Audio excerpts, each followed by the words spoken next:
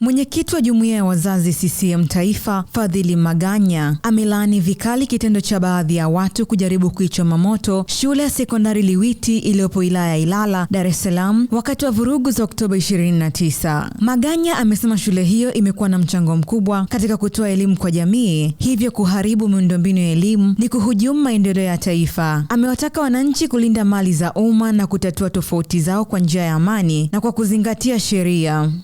Hii shule inaendelea, ujenzi bado unaendelea, lakini nimeguswa na kitu kimoja ambacho nimeona nikitolee kauli.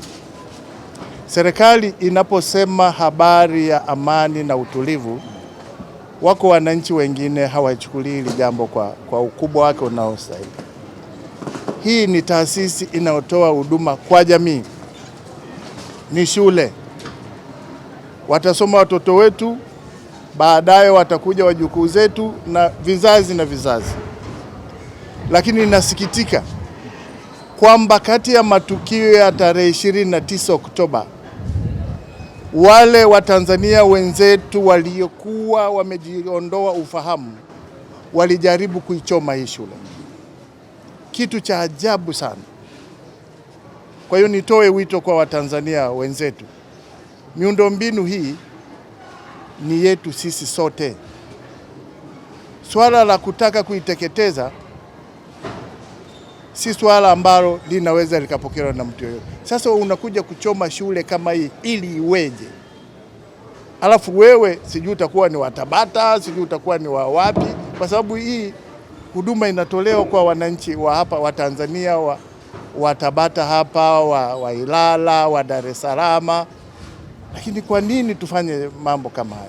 Eneo la elimu ni sehemu muhimu ya utekelezaji wa ilani ya Chama cha Mapinduzi, lakini mwelekeo wa serikali yenyewe kwa maana ya dira, lakini mpango mkakati wa halmashauri ya jiji la Dar es Salaam.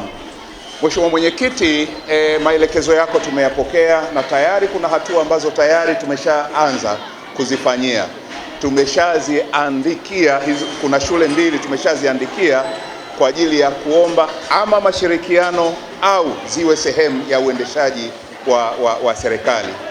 Mheshimiwa Mwenyekiti, la kuongezea la mwisho, mwelekeo wa Mheshimiwa Rais Dr. Samia Suluhu Hassan ambaye ni mwenyekiti wa chama lakini ni rais wa Jamhuri ya Muungano wa Tanzania ni kuhakikisha anafanya mapinduzi makubwa kwenye eneo la elimu.